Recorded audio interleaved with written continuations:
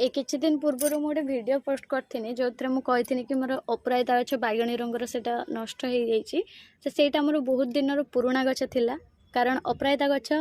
गोटे गछ जदि आपन लगेबे ना 3 वर्ष हास्ट आपन को फूल दब। 3 वर्ष पर से गछ धीरे धीरे डैमेज होगा लगे तो मो गछ जेहेतु से 4 वर्षर होता तो से गछटा नष्ट हो गला। तो तार किसी जो चारा बनी थी से गुड़ा किंतु बहुत ही हेल्दी अच्छी फूल भी देखिपे फुटी केते सारा। तो माँ भी नहीं आज बहुत सारा फूल याद्रु आहरी 2टा 3टा रही फूल। तो यहाँ मोर से बैगणी तो यार डाल भी आप जर्मिनेट करेंगे यार हूँ मंजी भी ग्रो करेंगे बहुत बढ़िया गछटे ये। तो यार हूँ कि मुझे प्रोन करी जो डाल ए नुआ नुआ कुआ दौचे कि झाँली कौन ये जो काटी जो गुड़ाक तो से गुड़ाक किसी भांगी थी ना से गुड़ाक झाँला भाया देखा आ ग्रोथ तो बहुत भल अच्छी देखिपे। आई भार धलार भी गोटे थोपा थिला सेटा भी पूरा पाखापाखि 4 वर्ष हो गला कहीं मु गोटे दिन ही लगे बैगणी थोपा आउ हूँ धला थोपा तो जोटा कि हूँ मोर 4 वर्षर पाखापाखि गछ। तो सेटार गोटे बैगणी तो मरीगला किंतु धला थोपाटा अच्छी आज जाए तो सेटा किंतु जत्न ने भावुची हार्ड प्रोन पूरा करदेवी पूरा एमती अधा अधी पूरा काटिदेवी 1 इंच रखिकी ताल मो गछटा बहुत मो पाखे रही। तो तथापि मुझे धलार थोपा भी बनई नहीं किसी चारा आईटा हूँ मोर नील रंगर थोपा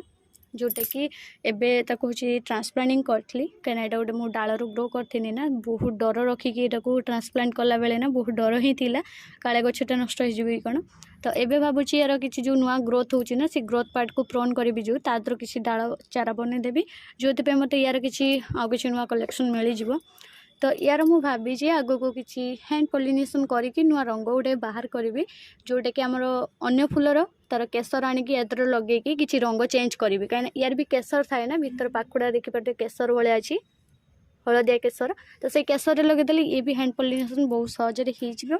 तो यतार भी भाभी बैगणी रंगर खास करके हैंड पॉलिनेशन करी जमीका बैगणी नील ना जो मंदार अच्छी मोर बैगणी हूँ जो कहले नाली रंगर तो नाली बैगणी मिक्स कले देखा कौन हो आगे गोटे वीडियो करी आपण सहित सेयार करी से जमीका हैंड पॉलिनेशन में सक्सेस हो कि ना से भी जानवे आपण मैंने भी वीडियो द्वारा से आपण मैंने चैनल सहित जोड़ी रुहतु केमती कौन हैंड पॉलिनेशन करुचे से सक्सेस हो कि नहीं आप पूरा डिटेल्स उपरे जानीपारे। तो ये गचर मंजी आपमती जदि मौला फूल रोचे ना तो किसी भी असुविधा ना यहाँ एत जल्दी मंजी रुहे ये गच पूरा पाखापाखि 1.5 वर्ष हम तापर जाइए मंजी आप गोटे गोटे देखा पाइबे। आपड़ जिते भी बासी फूल छाड़ू जिते भी जहाँ करूँ मंजी रखापी चेष्टा करुले भी मतलब मंजी रही। तो से मुझे एत मौला फूल को ध्यान दिएनी सेमती देखिए रही एथरे भी मतलब यहाँ बासी एटा भी मतलब रही जदि एटार मंजी रहीगला ना बहुत बढ़िया कथा मुझे छिड़ू ना कहीं यार डालू बनई भी ना गछ